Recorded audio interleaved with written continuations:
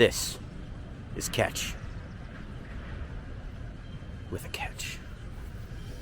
If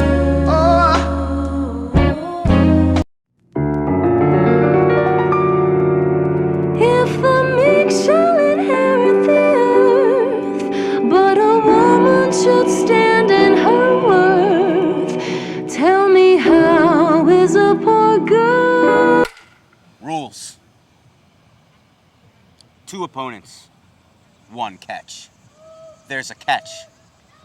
After each question, we take 1 step back.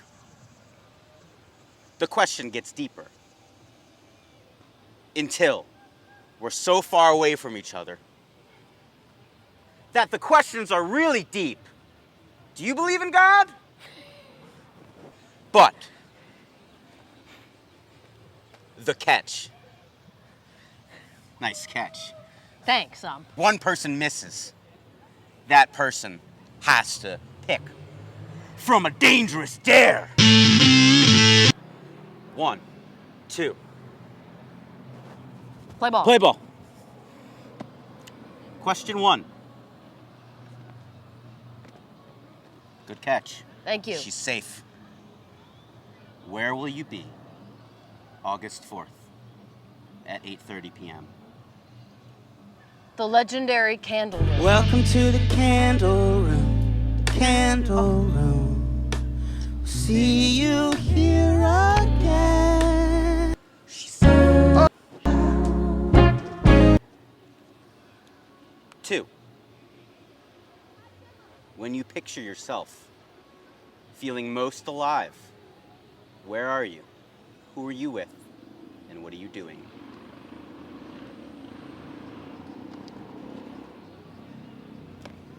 I'm having a catch with my good friend Evan Knockomson, host of the legendary Candle Room. Candle room. She's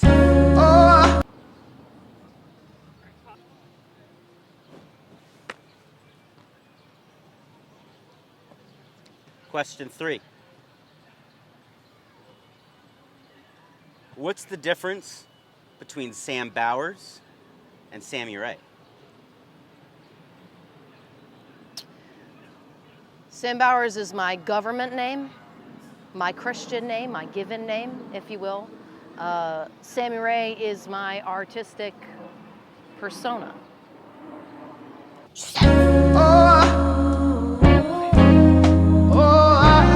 Question 4.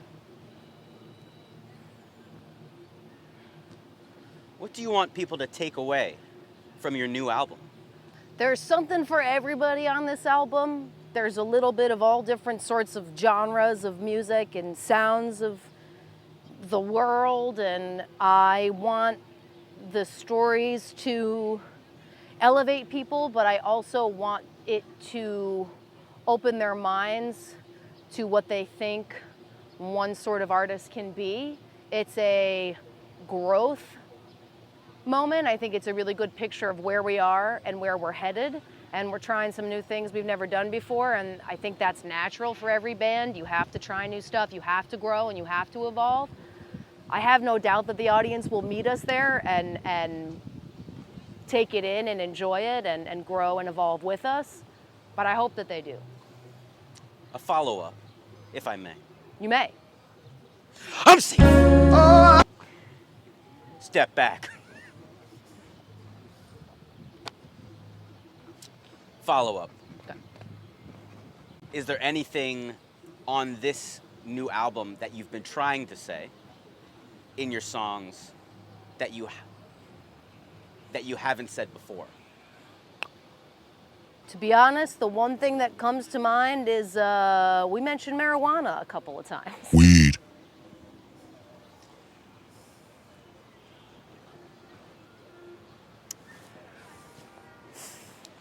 She's definitely safe.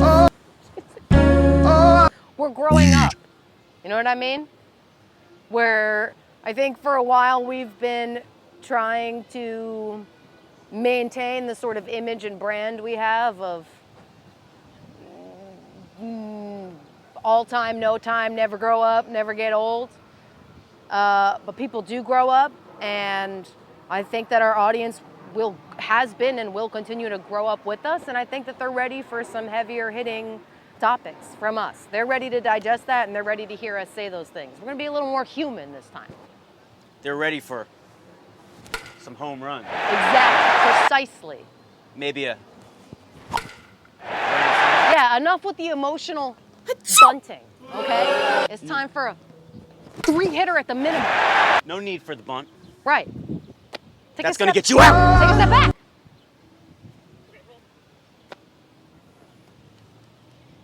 Weed. You got a jump cut. Don't just tell them I say marijuana. Oh, but absolutely, do tell them. absolutely.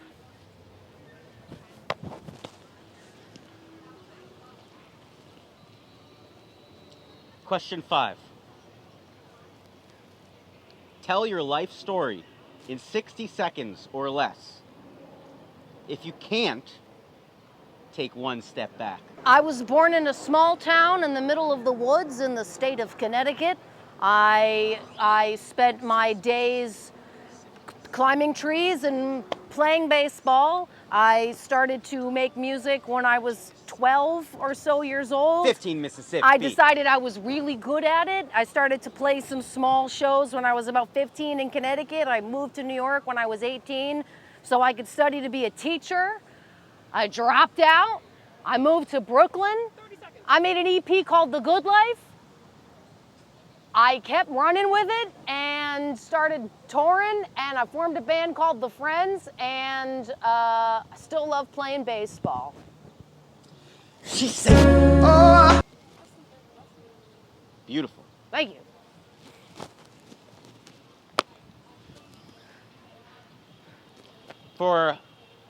Let's amp it up.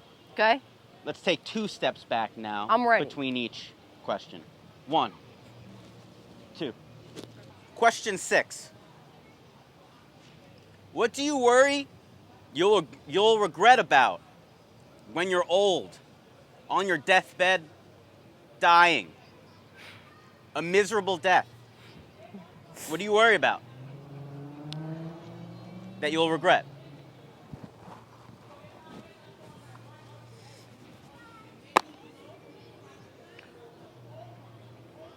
That I spent the first 25 years of my life really caring what other people thought about me.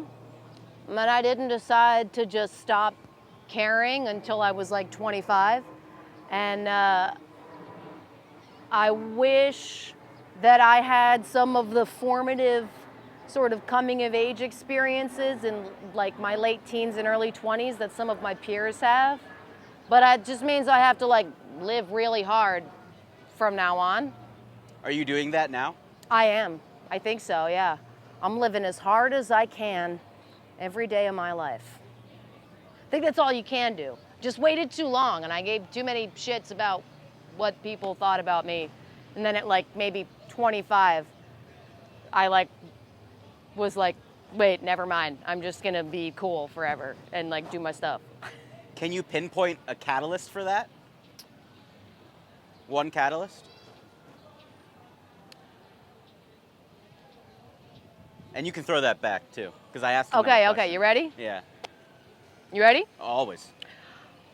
I realized on my 25th birthday that 25 was how old my dad was when I was born. And I kind of had this moment of realization that he told me so many stories about how cool his life was when he was young before I was born. And then when I turned 25, I realized that all of that had happened in that time. And I was at 25 and I hadn't nearly lived as much life as he had because I was too worried about like being good or like easily digestible, I guess. And so on my 25th birthday, I was just like, I gotta start living really big and really loud right now. Okay? I love that. Does that work?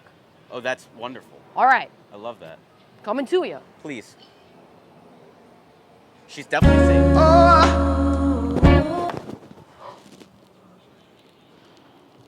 Two steps back. Oh. Regulation.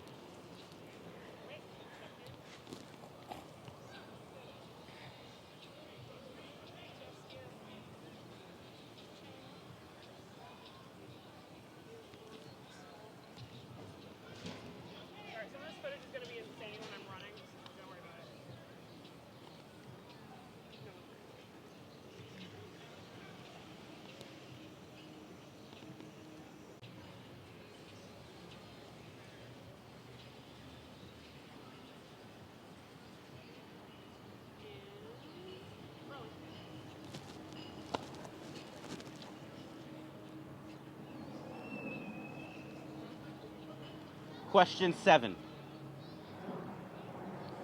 When do you think you were closest to dying? Have you had a near-death experience? What was it?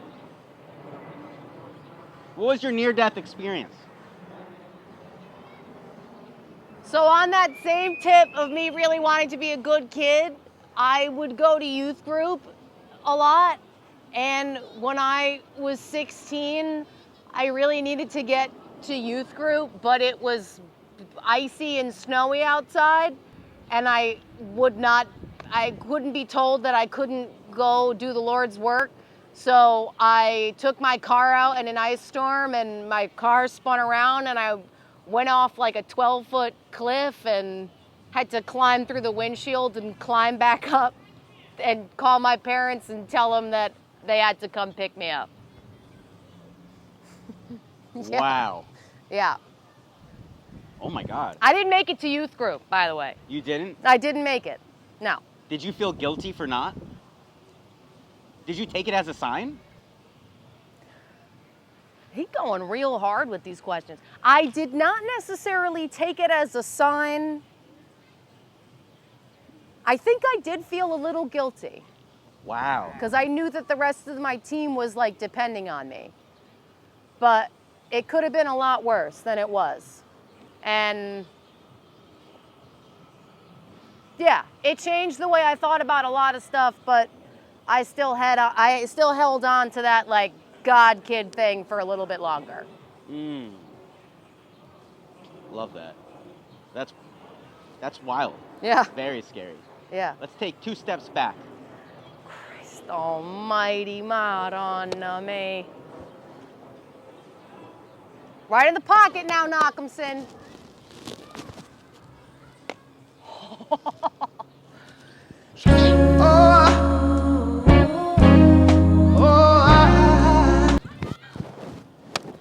Wow. Wow.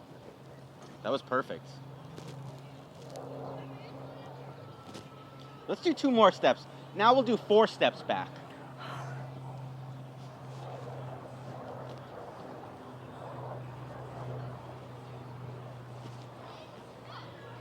Trying to get those dares. All right.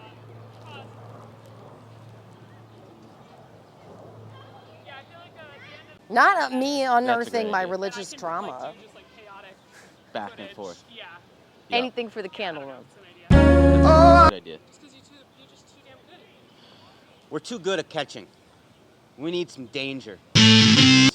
We're adding 2 throws and catches. Can't per hear round now. ya. We're adding 2 throws Okay. and catches per round now. Got it. Until we get to a rapid fire round. Okay. Let's begin. Okay. Let's begin. You hear me? I hear ya.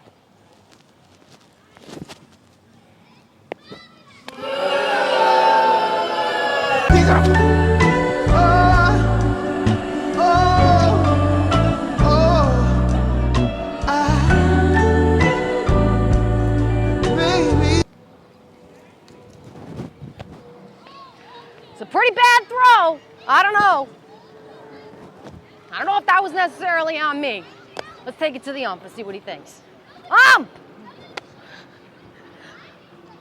I'd go as far as to say that was a pretty bad throw, but he's out.